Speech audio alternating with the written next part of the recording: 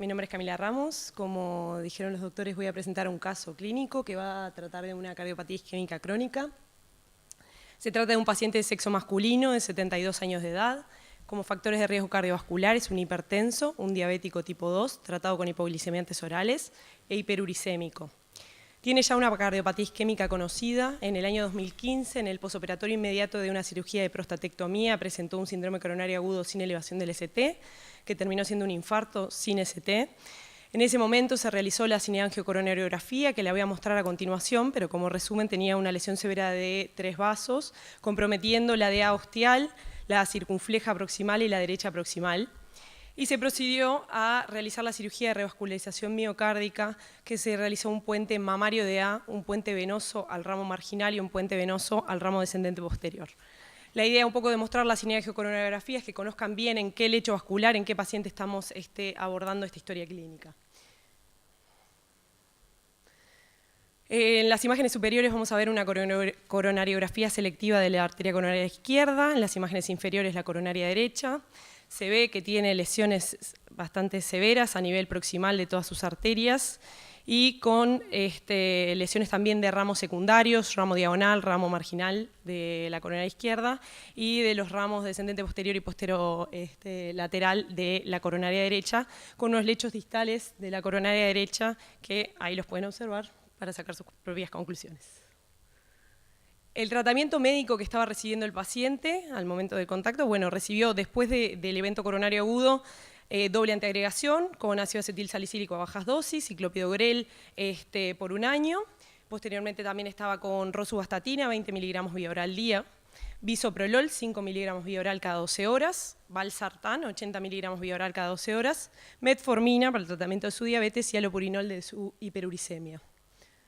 Cuando concurre a la consulta, el paciente se encuentra asintomático en lo cardiovascular, es un paciente con muy buen estado general, que tiene una buena clase funcional, camina aproximadamente 40 minutos, por lo menos 3 veces por semana, y con un examen cardiovascular y pleuropulmonar que es normal. El electrocardiograma es el que pueden ver a continuación, está en un ritmo sinusal, aproximadamente 70 ciclos por minuto, un eje normoposicionado, un QRS donde no vemos una clara imagen de secuela, si bien tiene una Q a nivel de 3, no corresponde a una secuela inferior en el resto de las derivaciones inferiores, y tiene alteraciones inespecíficas de la repolarización con elementos de sobrecarga sistólica del ventrículo izquierdo en cara lateral, con un mínimo de infradesnivel de segmentos ST y unas ondas T invertidas. Y el ecocardiograma que se realizó muestra que tiene un ventrículo izquierdo de dimensiones normales, con una hipertrofia concéntrica, una hipoquinesia solo de un segmento, el segmento inferobasal, con una FEBI que fue calculada por eco 3D del 54%, un patrón de llenado del ventrículo izquierdo pseudonormal y cierta alteración de la contractilidad del ventrículo derecho, un ventrículo derecho que no se encontraba dilatado, pero con un TAPS de 15 y una onda S de 7,4. El resto del examen ecocardiográfico era normal. Entonces surge la duda, este paciente, ¿cómo seguimos en el abordaje de su cardiopatía isquémica? Nosotros vamos a presentar lo que se realizó en la policlínica de este paciente y cómo llegó a nosotros el caso. A este paciente se le solicitó un centellograma de perfusión miocárdica. Lo que vamos a destacar del centellograma obviamente son las imágenes del Bulay. Acá vemos durante el estrés y durante el reposo. En el estrés se ve claramente que hay un defecto de captación del radiotrazador en la región inferior, que se extiende hacia la región inferolateral. En el análisis cuantitativo vemos que eso corresponde a una extensión del 5% de la masa del ventrículo izquierdo, y la fracción de eyección se mantiene conservada en el postestrés. En los análisis de motilidad se ve que hay una hipoquinesia del septum, sin otras alteraciones sectoriales de la contractilidad. Este es un poco el resumen de lo que acabo de mostrarles, del centellograma. Y las preguntas que se proponen para el panel y para todos los que quieran participar son las siguientes. Tenemos un paciente que es un paciente revascularizado quirúrgico, hace 3 años, se encuentra asintomático desde el punto de vista cardiovascular y con buena clase funcional. Entonces, en este paciente debo indicar estudios funcionales y en caso de ser afirmativa la respuesta, ¿cuándo lo indicarían en la evolución? ¿Cuándo hay indicación en este paciente de abordaje invasivo, o sea, de repetir la revascularización? ¿Qué tendríamos que enfrentarnos para plantear una nueva revascularización en este paciente? Y si tuviera indicación, ¿qué plantearíamos? ¿Una angioplastia o una nueva cirugía de revascularización? ¿En qué escenarios podríamos plantear una u otra? ¿Y qué podríamos ajustar del tratamiento médico? Bueno, muchas gracias, Camila, por tu excelente presentación, como es habitual. Y vamos a preguntarle entonces a los panelistas las preguntas que Camila nos planteó, ¿no? O sea, la primera pregunta, porque realmente este caso lo elegí yo personalmente, y después van a saber qué decisión tomé yo en lo personal con respecto al paciente. Pero la primera pregunta está planteada, ¿no? ¿Debo indicar estudios funcionales un paciente que tiene una cardiopatía isquémica crónica asintomática y que está absolutamente estable? Esa es la primera pregunta que les queremos hacer a los expertos. ¿Y de hacerlos cuándo? No sé si alguien quiere considerar esta pregunta. Doctor Lowenstein, que lo veo ahí. No, pero no hay panelistas y no panelistas, así que... Nos ajustamos a las guías, que por supuesto no son ningún dogma. Dice que el paciente asintomático que es revascularizado no debería evaluarse de rutina, sino después de unos cuantos años, que pueden ser 3 o pueden ser 5. Si es revascularizado por intervencionismo hemodinámico, es 2 años. Pero bueno, eso dicen las guías. Un poco va a depender de los otros factores de riesgo, si es diabético, si no es diabético, cómo se ha comportado en estos 2 años, si hay signos otros signos de evolución, qué pasa con la función ventricular. O sea, la rutina que muchas veces se pide, que es a los pocos meses o al año, estudiar a estos pacientes en general es una sobreindicación. No tiene demasiado sentido, salvo en el paciente individual por alguna causa. O sea, no son estudios de rutina. 3 años, bueno, puede ser un tiempo prudencial para evaluarlo. Me parece que, bueno, podría estar indicado hacerlo. Y bueno, después están las otras preguntas. O sea, el estudio funcional se hizo una medicina nuclear. La medicina nuclear mostró una isquemia de cara inferior que no es demasiado importante, 5%. Que tenga fracción de eyección en el post-esfuerzo normal no me dice absolutamente nada, porque la resonancia magnética, la medicina nuclear hace la fracción de eyección media hora, 40 minutos después de hacer el ejercicio, que si la tuviera baja está terriblemente enfermo. Por eso el ecoestrés con ejercicio, que valora la fracción de eyección inmediatamente en el pico del ejercicio, en el post-ejercicio, va a dar mucha más información. Si nosotros lo que queremos saber es cómo está la descendente anterior, que es una de las arterias revascularizada, podríamos indicar un ecoestrés farmacológico con dipidamol y dobutamina, y además de hacer, ver si hay trastorno de la contractilidad, ver la reserva coronaria no invasiva en el territorio descendente anterior, que puede ser la que uno tome más conductas después en cuanto a la respuesta 3 o 4.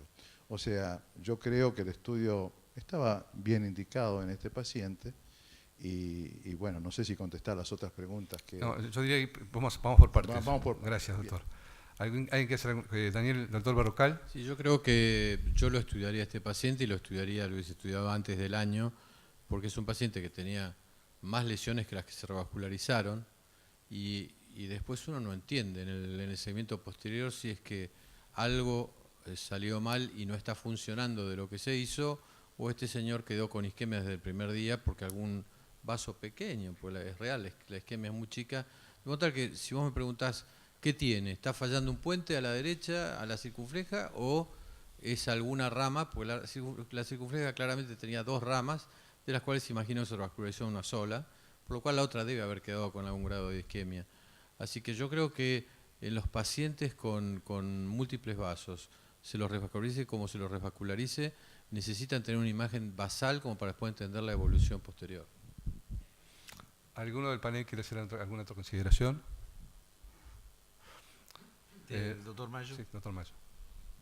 Sí, en los pacientes asintomáticos pero con una revascularización incompleta, como probablemente sea esta, parece razonable el pensar en estudiar al paciente relativamente precozmente para ver cómo actuamos en la evolución.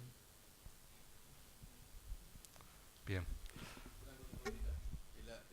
Tiene 2 cosas para tener un valor relativo a la sintomatología. No sé si era muy sintomático previo, pero de todas formas, porque él tuvo un evento único, Él tuvo agudo. un evento agudo, pero no era sintomático previo, no se sabemos manifestó. El paciente es un paciente protegido no por síntomas, de modo tal que lo asintomático en alguien que no tenía Síntomas. angina prodrómica previo a su infarto, que es diabético y que además está un poquito denervado por la cirugía, me parece que doblemente cobra valor el hecho de seguirlo con evocación de isquemia, porque es probable que la sintomatología no nos avise nada. Muy bien. Muy bien. Bueno, seguimos. Yo creo que la idea es mostrarles al final lo que hicimos. Cada caso tiene media hora, así que podemos prolongarnos un poquito más con este caso y plantearnos la siguiente pregunta. O sea, ustedes, a este paciente concretamente, a la luz de del resultado, hubo un estudio funcional que fue positivo, con isquemia que no rebasa el 5% de la masa miocárdica. ¿A este paciente le hacen un estudio angiográfico de control, sí o no? Rocal está contestando ahí. Doctor Local. Y la idea sería entonces seguirlo con test funcionales, Daniel, este paciente. ¿Alguien que ¿Ajustaría la medicación si se puede? No, señora, 71 años, una anatomía espantosa, con una isquemia chiquita. La verdad, yo trataría de ajustar el tratamiento médico y dejarlo para más adelante. No sé si se pudiera evitar empezar a tocarlo. El estudio de medicina nuclear nos habla de la isquemia, pero hay otros parámetros como son la reserva contráctil del paciente que también son pronósticas y que en general la medicina nuclear no nos informa de este dato. O sea, así que yo indicaría en lugar de medicina nuclear un ecoestrés. Doctor Mayo. Además, teniendo en consideración la angiografía que vimos, la isquemia es en la pared inferior. Y si ustedes recuerdan, la anatomía de la coronaria derecha es una anatomía horrorosa, muy difícil de revascularizar con angioplastia, que sería lo que plantearíamos para este paciente, si tuviera algún trastorno en el puente venoso que le fue tendido allí. Eso se nos hace, habría que angioplastiar prácticamente toda la coronaria y sus ramos. Eso es prácticamente inviable desde el punto de vista de la cardiología intervencionista, por lo cual coincido con el doctor Berrocal. ¿Alguno de los cirujanos quiere hacer algún aporte sobre el tema este? No olviden que ellos son los responsables del paciente, porque lo operaron. Evelio. El doctor Evelio, porque para nosotros sos Evelio, así que sos el doctor Evelio. En términos del cirujano, cuando hacemos una intervención o hacemos un estudio diagnóstico es para cambiar el paciente, o lo vamos a hacer vivir más años o lo vamos a mejorar los síntomas. No tiene síntomas, o sea que no vamos a mejorar eso, y la pregunta es si le vamos a cambiar cuánto van a vivir. Con un ischemic burden de 5% en esa localización, no importa el estudio que hagamos, no va a cambiar en términos del paciente. Y así es que yo lo veo. O sea que si hacemos otro estudio, lo que sea, otro cateterismo y encontramos lo que encontremos, no vamos a hacer nada distinto. Y aunque hagamos algo, no va a cambiar cuánto vive el paciente o los síntomas. Yo no, de término práctico de nosotros, de los cirujanos, yo no veo ninguna razón por la cual hay que hacer algo en este momento.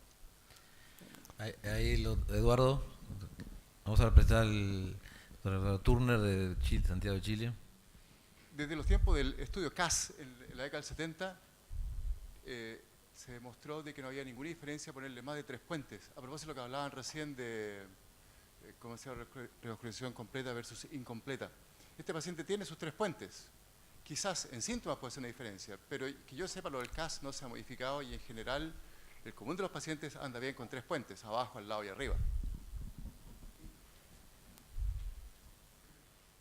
Y además de eso, lo único que ha mejorado la mortalidad, el survival, es el puente de mamario al frente. Y ese no tenemos, basado en ese estudio, no es el que tenemos una pregunta de que hay un problema.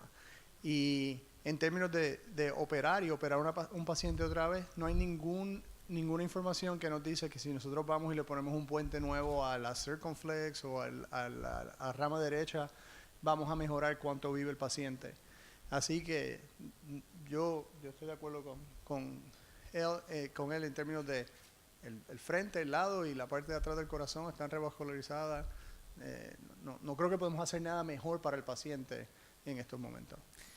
Sí, mi mención a la rama de circunfleja o alguna, supongo que ha quedado sin revascularizar, no es por considerar que sea inadecuada la cirugía y que tiene impacto pronóstico, es simplemente para explicar que puede tener isquemia y que como puede quedar con isquemia, está bueno saberlo en forma basal para después no malinterpretar en el futuro. Es decir, obviamente, si un paciente con semejante anatomía queda con una isquemia residual del 5%, creo que es un éxito absoluto del tratamiento, pero está bueno saberlo para no tener problemas de interpretación más adelante. Perfecto. ¿Alguien más del auditorio que quiera hacer una pregunta, un comentario del panel? Sigamos. Bueno, la otra pregunta es, parece haber un consenso de no estudiar al paciente, ¿no es así? Eso, el consenso del panel ha sido ese. ¿Cuándo modificarían esta conducta? ¿Cuándo estudiarían el paciente? Esta es una pregunta que parece muy obvia, pero está bueno que se aclare para el público, ¿no? ¿Cuándo ustedes considerarían que el paciente merecería estudiarse? Una isquemia de alto riesgo o un deterioro, que se observe un deterioro de la función ventricular izquierda. Yo coincido con Jorge, creo que está bueno tener una muy buena evaluación de la función ventricular, pues puede ser que no tenga dolor, puede ser que no muera por un evento isquémico, pero puede ser que termine con insuficiencia cardíaca en un periodo determinado con tan mala coronaria, árbol coronario. Sí, y una pregunta que les hago también, porque por lo menos yo sé lo que hago, pero quiero saber compartir con ustedes lo que hacen. ¿Hacen estudios seriados de medicina nuclear o utilizan otro tipo de estudios en el seguimiento de los pacientes? En el hospital se usa bastante el ecoestrés. Por este tema de que la cámara gamma tampoco uno lo puede estar haciendo 2 o 3 veces por año. Pero depende de la experiencia de cada grupo, ¿no? Sí. Doctor Mayo. ¿Quiere decir? Agregaría si el paciente se torna sintomático y hace un síndrome coronario sin ST.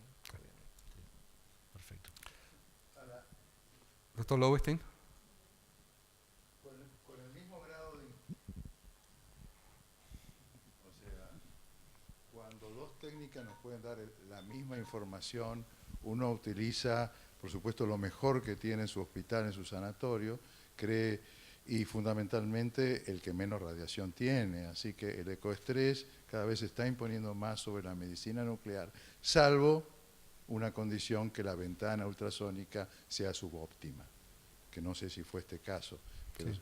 Si no, el ecoestrés tiene mucha más indicación que la medicina nuclear. Sí, ¿alguien? No, le iba a preguntar qué tipo de ecoestrés realizaría. Si yo tengo una duda sobre la descendente anterior que puede marcar realmente el pronóstico, porque bueno, entonces lo que le haría un ecoestrés farmacológico con medición de la reserva coronaria de la descendente anterior. Si no tengo ninguna duda, un ecoestrés con ejercicio está perfecto, o sea, según... Una cosa que yo estoy insistiendo últimamente en este país, ¿no? Es que los estudios funcionales de imagen deben estar vinculados también a la experiencia que hay en cada lugar, ¿no? En el Uruguay la experiencia en ecoestrés era muy extensa, especialmente de un grupo, pero no estaba muy difundida en el Uruguay, y eso hacía que uno realmente tuviera dudas muy frecuente en el resultado del ecoestrés. Y eso ha cambiado para mí, esto es una opinión estrictamente personal, pero que ha definido mi conducta. Para mí en este momento en nuestro país el ecoestrés ha mejorado mucho en cuanto a la calidad, y creo que eso empieza a pesar en mi decisión de qué tipo de estudio le hago. Porque es lo que tú decías, Jorge, ¿no? O sea que frente a un estudio que irradia y otro que no irradia, prefiero hacer el estudio que no irradia. Entonces yo, en mi práctica habitual, yo estoy tendiendo cada vez más a pedir ecoestrés más que estudios de perfusión. No sé si esa es la sensación que ustedes tienen todos. Creo que es esto lo que está pasando en el mundo, ¿no? Sí, yo estoy de acuerdo con eso. El único tipo de pacientes es los que tienen, si la función ventricular es bien 25% o 20%, en esos pacientes usamos MRI. Y lo hacemos los dos para función lo puedes hacer con stress, y porque quieres ver qué viability tiene. Y en todos esos pacientes que tienen una función bien pobre, que han tenido revascularización antes, para ver si hacemos una revascularización, sea con dispositivos, sea con cirugía, que vamos a ir a un área del ventrículo que vale la pena. Pero lo que vemos usualmente es que el fibrosis o el scar de donde tuvieron el infarto, si es más de 50%, no hay ningún beneficio en revascularización. Y puede ser una área que te da un positive stress on echo o en un nuclear, pero cuando ves el viability, no hay ninguna ventaja en hacer un procedimiento. O sea que en muchos de esos pacientes que tienen una función ventricular que no es normal, el MRI es la decisión para nosotros. Entonces esos pacientes los mandamos para LVAD o para otras terapias, pero no para revascularización. Muchas gracias, Evelio. Una pregunta para los cirujanos, también para los clínicos que hacen postoperatorio. Nosotros hemos adquirido en forma sistemática la doble antiagregación en cirugía coronaria desde hace ya 3 años. ¿La están haciendo? ¿No la están haciendo? ¿Hay una cierta evidencia que a favor del CTS-NET? ¿Qué estás haciendo tú, Evelio? Sí, si tú miras en los Estados Unidos, usando 2 mamarias, usualmente son como probablemente 10 o 15% de los casos coronarios. Es bien bajo. En Europa la penetración ha sido más alta. Y en parte es porque la comunidad no lo ha aceptado, los cardiólogos no nos los piden, no lo preguntan, y la data no es muy clara en que los pacientes se benefician con la doble mamaria. Los resultados iniciales, pero en términos long term, y yo sé que ustedes lo hacen aquí y en Europa, todos los amigos míos, eso es, todos los días se hace eso, doble mamaria. Nosotros no hemos visto esa ventaja. Y yo creo que podemos discutir esto por 2 días, pero si fuese tan claro, yo creo que sería aceptado mucho más, sería más prevalente en nuestra comunidad, pero no es el caso. Lo mismo con las radiales y eso. Bueno, las evidencias que son más a favor, pero yo preguntaba más bien por la antiagregación, si estabas haciendo por este paciente. ¿Cómo es? Doble antiagregación le estás haciendo. Oh, tú decías dual antiplatelet, yo creo que tú decías double mammary. No, sí, doble agregación, todos los pacientes que nosotros hacemos coronaria van en Plavix, y sea off pump, on pump, y el Plavix lo hacemos por 6 meses, pero no tenemos ninguna razón por la cual hacerlo, ¿no? Nosotros en el otro tema estamos haciendo doble mamario porque creemos últimamente en la regulación arterial, más bien en los estudios de Lytle para adelante, y la evidencia, por más que hay algunos artículos ahora que salieron planteando dudas, creo que es favorable, y en Uruguay nosotros hacemos, acá en el cardiocentro, menores de 70 años, a todos le hacemos regulación arterial, sea con doble mamaria o sea con arteria radial, y los resultados han sido muy buenos. Bueno, muy bien, tenemos 5 minutos todavía para este caso. En el caso de que este paciente, hay una pregunta que es interesante, que escuchar la opinión de ustedes. En el caso de que este paciente tuviera indicación de revascularización, supongamos que le hacemos en alguna situación, en algún momento cateterismo, le encontramos enfermedad, ¿qué tipo de revascularización ustedes plantearían como preferible? ¿Angioplastia o cirugía? En términos de cirujano, si la mamaria está abierta, no hay ninguna ventaja para hacer cirugía. De la forma que yo lo veo es que tenemos un riesgo de dañar la mamaria entrando al pecho otra vez. O sea que tiene que ser un paciente que no hay ninguna otra opción con dispositivo, y que los síntomas son tan devastados que hay que hacerle algo. O sea que nosotros casi nunca operamos si la mamaria está open. Si la mamaria no está bloqueada y obviamente hay isquemia y viability en la anterior wall, entonces sí reoperamos. Esos son los únicos pacientes que nosotros reoperamos. ¿Doctor Macho? Sí, coincidimos totalmente. Estábamos hablando ahora aquí con el doctor Cura, y en estos casos es donde se ve excelentemente cómo se complementan a veces las técnicas de revascularización. Nosotros con angioplastia coronaria trabajamos muchas veces sobre los pacientes revascularizados quirúrgicamente, con buenos resultados y con un riesgo para el paciente bajo. Muy bien. ¿Alguna otra opinión? Yo creo que estamos la mayoría de acuerdo, obviamente todos estamos de acuerdo de que el paciente de preferencia se haría una angioplastia, especialmente por lo que decía Evelio. El paciente seguramente tiene el mamario funcionando, no tiene isquemia en la cara anterior. O sea que, bien.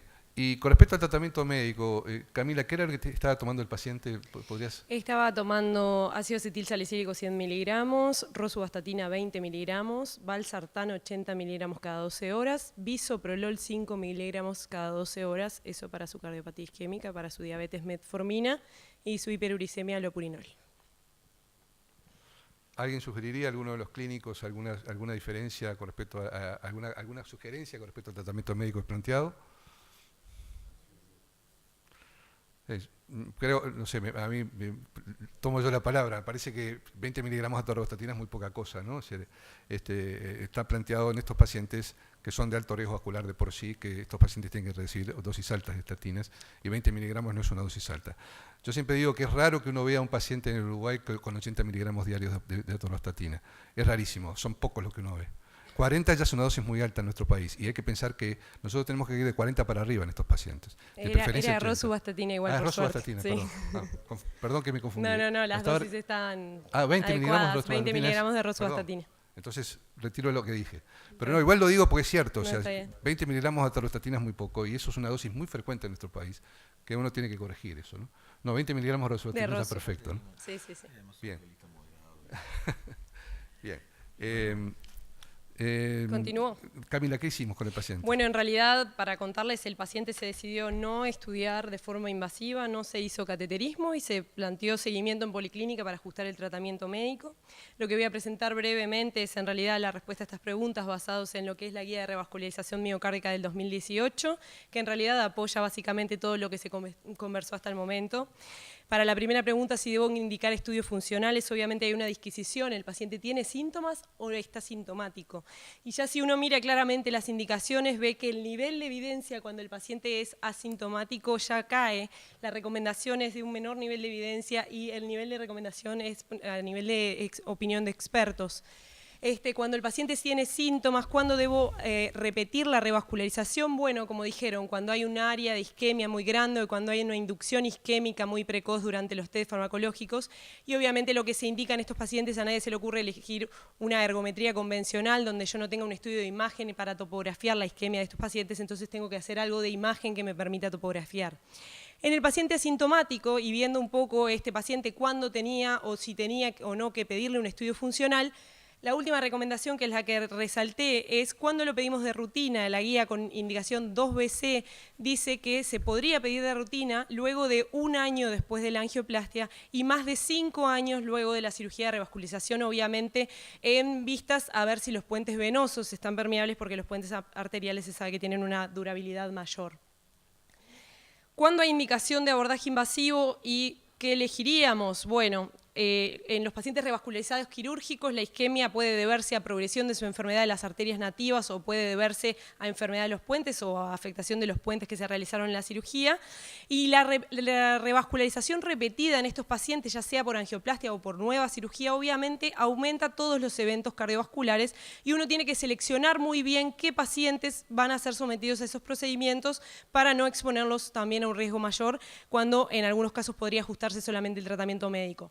La recomendación de la guía es realizar una revascularización repetida en los pacientes que tienen una área de isquemia muy grande, mayor a 10% del compromiso del ventrículo izquierdo, o que tienen síntomas muy severos a pesar del tratamiento médico. Esa es una indicación 1B. Y si tenemos que elegir entre lo que es cirugía y cateterismo o angioplastia, en realidad, de ser posible, y según la anatomía coronaria, como comentaron, se trataría de elegir la angioplastia, ya que la cirugía, como vamos a ver en otros estudios acá, en otras indicaciones, se plantea básicamente cuando el paciente no tiene realizado un puente mamario de A o cuando el puente mamario de A no está permeable. En otras condiciones, reintervenir quirúrgicamente un paciente costaría mucho en la decisión clínica. Con aspectos técnicos de la angioplastia, si se puede preferir, siempre se prefiere la angioplastia del vaso nativo sobre la angioplastia de los puentes. ¿Qué ajustar del tratamiento médico? En breves palabras, esto es algo que ya todos lo manejamos, pero que a veces hay que reforzarlo para la práctica clínica, sobre todo los cardiólogos que estamos viendo estos pacientes en la policlínica. La parte no farmacológica es fundamental, el paciente tiene o debería participar en programas de rehabilitación cardiovascular. El tema del seguimiento clínico de los pacientes es muy importante, las consultas seriadas, la reevaluación de los síntomas, la valoración de la caída de la función ventricular, todas esas cosas tenemos que hacerlas de forma sistemática en la consulta. Y obviamente el control de los factores de riesgo cardiovascular, evitar el tabaquismo, los cambios en la dieta, en el estilo de vida, el ejercicio físico, como ya dijimos, rehabilitación, el control de los factores de riesgo. ¿Ah? Del tratamiento farmacológico, bueno, en realidad, si buscamos en relación a nuestro paciente, no tenemos mucho que ajustar porque la mayoría de los tratamientos farmacológicos que podemos plantear adicionales en los pacientes con cardiopatía isquémica crónica se utilizan sobre todo para lo que es el alivio de los síntomas de angina. Nuestro paciente está asintomático y lo que cambia la prevención de eventos cardiovasculares en estos pacientes es el uso de antiagregantes, el uso de estatinas y el uso de IECA o ARA2 en el caso de haber insuficiencia cardíaca, hipertensión o diabetes. Del resto de la medicación, el paciente está con beta-bloqueante ya, eso quizá le esté previniendo también la aparición de los síntomas. De haber síntomas adicionales, hay tratamientos de primera línea, el ajuste del beta-bloqueantes, obviamente según la frecuencia cardíaca y la presión arterial, podría alternarse en casos con FEBI conservada, con calcio antagonistas, si se plantea uno u otro. Los nitritos, una solución para el alivio de la angina, tanto preventivos como de cuando ya inició, y tratamientos de segunda línea como son la ivabradina, cuando la frecuencia cardíaca se mantiene aumentada, o la trimetazidina como un antiisquémico metabólico, pero siempre de segunda línea y por debajo del tratamiento que ya está recibiendo el paciente. Y eso es todo, muchas gracias.